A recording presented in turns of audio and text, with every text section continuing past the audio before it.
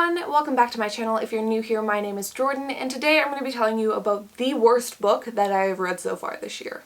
The thing is, it's both incredibly disappointing because the idea of it is so good and the execution so poor, and infuriating because there's pretty much nothing original or interesting about it to me beyond that initial idea. It is, to me, the epitome of lazy storytelling and failed on pretty much every front. The book that I will be talking about today is 36 Questions That Changed My Mind About You by Vicki Grant. So I picked this up at a YA convention at a local library, and I was super excited to read it, as well as many of the other ones that I picked up, like this one. So right now we're sitting at 0 for 2. Honestly, I'm half convinced that I stumbled into I Hate Everything's search for the worst but in book form, and I'm kind of terrified to read anything else that I picked up from that convention.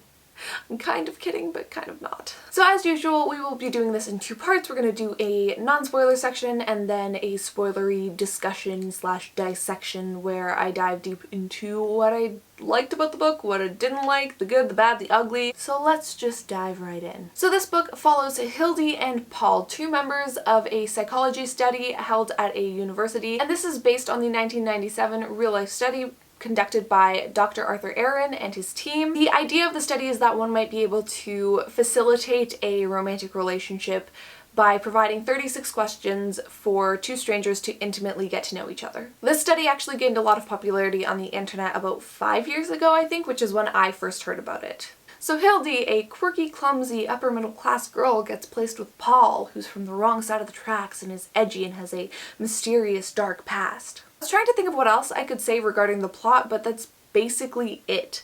All they do is answer the questions. There's not a ton that's going on besides the drama mystery thing going on with Hilde's family, which I will touch on in the spoiler section. So let's get into my thoughts. I didn't like this book, obviously. I thought that the characters were cliché or underdeveloped or both. I thought that the plot was non-existent, so the author wove in this forced, annoying element of mystery with Hilde's family that was, in my opinion, executed very poorly. The writing to me was on par with a Wattpad fanfiction, and don't worry, I've got receipts for that in the spoiler section. So stay tuned, and the formatting made it really hard to connect with the characters and really make the story feel grounded. On that note, this book is formatted in a way that I almost picture it as a transcript of an interrogation, except that there's these long breaks to represent pausing. I'm a bit undecided on this because on one hand it works, but on the other hand it makes a 288-page book feel like about 100 pages of actual text. In fact, I bet that it is about that length had it been formatted like a normal book. And there are plenty of good books that are around that page length, but I don't think that this book employed the tools necessary to concisely tell a story in a way that is both efficient and meaningful. In the end, to me, it just feels rushed and underdeveloped. I also didn't really like any of the characters. Paul was probably my favorite, but even him I didn't really care about at all. None of them I felt connected with me, and I didn't feel like any of them had an interesting story or much growth at all. So that is all for the non-spoiler section. If you haven't read this book and want to, I guess now's the time to click away, but honestly I wouldn't recommend it. So now, let's cut into this. We're gonna start with the writing, which is almost objectively bad. Literally, the 5th line of this book is, "He jiggled his head like no problem."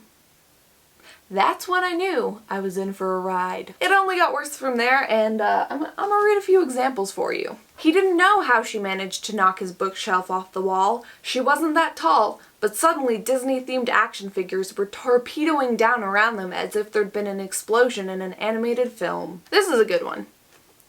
Max grabbed her shoulder and snarled at her, because anyone would. Difference is, other people would feel bad for a while in an oops, silly me kind of way. You, on the other hand, soak up all the guilt in any given situation. I wish you'd stop. The slurping sound is positively deafening.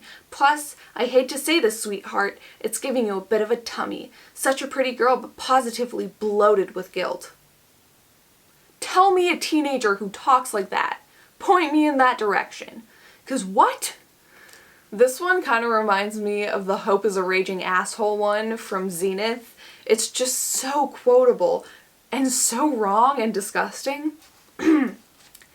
A long yellow booger of curry rolled down his black apron.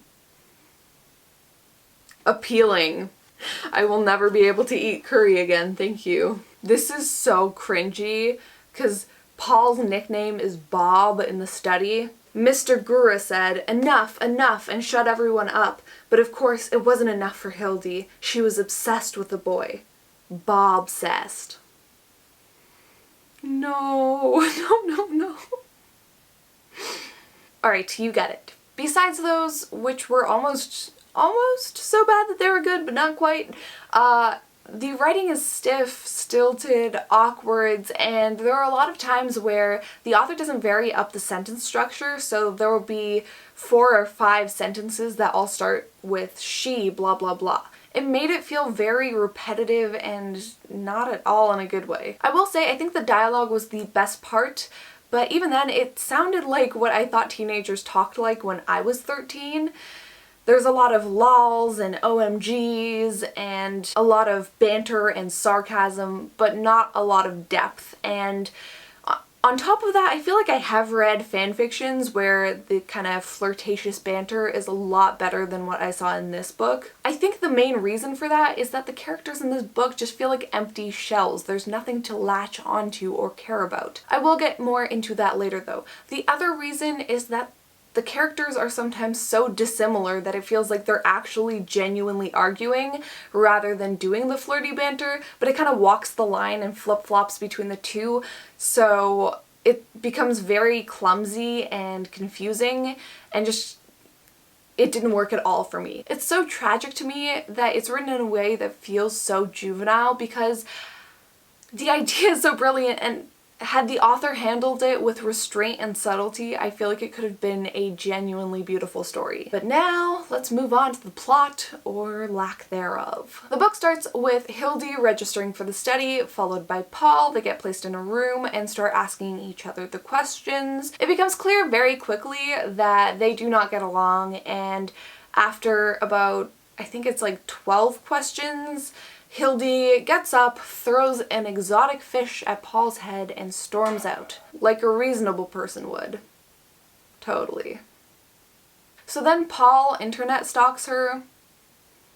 Cute. And they continue to answer the questions online, and eventually Hilde decides to meet up with Paul in real life. Her family is having a lot of issues, and that day that she thinks that her little brother ran away because of that, and so therefore she cannot meet up with Paul because she's gonna go out and find her brother. Unfortunately, conveniently, Paul doesn't have a phone, so she can't let him know that she's looking for her brother. And so he gets all butthurt and leaves and deletes his fake Facebook profile, and she can't get in touch with him because she doesn't know his last name or where he lives or anything about him.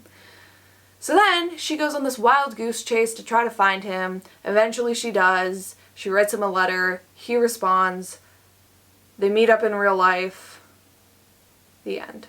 Oh, did I mention they kiss? They kiss. The end. If that sounds boring and unoriginal to you, then don't worry, you're not alone. This plot is so uninteresting and low stakes. There are no twists and turns, no surprises, so as I mentioned, the author felt the need to cram in this family issues and drama that's going on with Hilde and her family. So you know how I said that her family's been dealing with a lot of drama? Well, you're probably wondering what that is and why I haven't told you yet, because this is the spoiler section now. But I'm just not telling you what it is. Aren't you curious as to what's going on with her family? Why don't I just spit it out instead of alluding to it mysteriously? Because that's not frustrating at all. You know that I know what it is, but I'm just not gonna tell you. Isn't that suspenseful and not at all annoying? Well, that's what this book does. Even though it's third-person limited for the most part following Hilde, and Hilde knows what's going on with her family, she just alludes to it throughout the book without telling us what it is, as if that's enough to keep the mystery going. It's handled so poorly, and it was the most frustrating part of this book to me, hands down. The family drama is basically this. Hilde's mother cheated on her father, and it turns out that Gabe is her half-brother. Her father finds out and is taking out all the anger on Gabe. That's it. That's the tea. That is the hot tea that you've been waiting for this whole book. So now let's move on to the characters. And you're probably wondering, well, are there only Hilde, Paul, and Hilde's family? No. Hilde actually has a bunch of friends, but they haven't come up until now because they're absolutely useless. They have nothing to do with the plot. So she has a gay best friend and a quirky Asian best friend who wears fashionable clothes and is more experienced sexually. Do they do anything? Not really. Do they have any character growth? No. Do they have any actual character? Barely. They're literally just filler because otherwise the book would be too short. There's also Evan, who I guess is Hilde's crush, but that is abandoned way early on in the book. She ends up kissing him at a party, and he immediately rejects her and pushes her away because it turns out he has a girlfriend. And that's that. It never comes up again. He doesn't really have a character. I guess maybe Hilde learns a lesson about consent, but not really because no one ever calls her out for it, or it doesn't come up later. She really just feels kind of embarrassed, but no one even knows it happened except her and Evan. So she doesn't really deal with any consequences or learn a valuable lesson from kissing someone without consent. Basically, it's just more filler. Next up are the parents, and they were just dysfunctional and bad. Was there an interesting arc with them? No. Was there character development? No. Was there an interesting and satisfying resolution to all the mystery and drama? No. Gabe also existed. Alright, so that's it for the side characters. That just leaves Paul and Hilde. Paul is the least infuriating character in the whole book because he kind of almost sort of has a semblance of a character arc and potentially character growth, but even that is super flimsy. He starts out sarcastic and dry. He deflects all of the questions without answering honestly and genuinely, and in the end he learns to trust Hilde and kind of open up and all of that. It's cliche, but it's kind of almost development. That is what we're working with. That is the cream of the crop of development of characters in this book. So finally, let's talk about Hilde. She has a similar arc in this book where she learns to trust Paul enough to open up about her family issues. But here's the thing. None of it feels genuine because from the get-go, she is a volunteer for this study. Paul is being paid $40 and she's doing it voluntarily. She is open and genuine from the get-go. The only thing she doesn't tell him is the mystery, the family mystery and drama. And it feels like it's only that way because it's the only semblance of suspense and plot that there is in the story, so the author couldn't give it away right off the bat. So instead of Hilde feeling like she's genuinely growing, it's just like her not telling him this for no good reason. I found her annoying and hard to relate to, despite the author doing her best to make a hashtag relatable main character who's clumsy and quirky and upper middle class. She has very little sexual or romantic experience and has an interest in reading and psychology, i.e. every generic YA contemporary protagonist that there is ever. Like, she does all of these things that make me genuinely dislike her, and she never learns from them, she never grows, she just does them, like the non-consensual kiss scene and the throwing an exotic fish that cost her $120 at a stranger. Who does that? Also, because this fish was like important to her brother, she bought it for her brother to try to cheer him up after all this family issues, and she just throws a fish at this stranger's head. Like, are you kidding me? Who acts like that? There are no humans that act like that. And finally, this point might get some heat because it always seems to, but this book doesn't have a message, it doesn't have a meaning, it doesn't try to communicate anything as far as I can tell.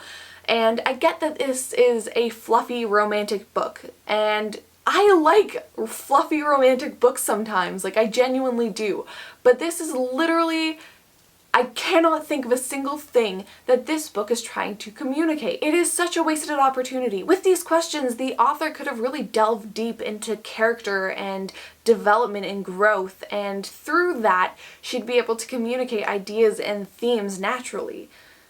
But we didn't get that from this book. We didn't get much of anything at all from this book, as far as I can tell. So that's that. This book is a collection of cliches with little drama, genuine sentiment, growth, development, or anything interesting. I didn't like pretty much anything or anyone in it. On the bright side, I did pick up Vicious, Children of Blood and Bone, and A Six of Crows, and I will be reading those over the next month or two, so I'm very excited to review those. Hopefully we'll have some positive reviews coming your way soon. If you enjoyed this video, please give it a thumbs up and subscribe to my channel. And if you've read this book, I'm genuinely curious as to your thoughts on it. If you disagree with me, I'd love to hear about it and hear why. And if you agree with me, let me know in the comment section below. Thank you so much for tuning in, and I will see you next time.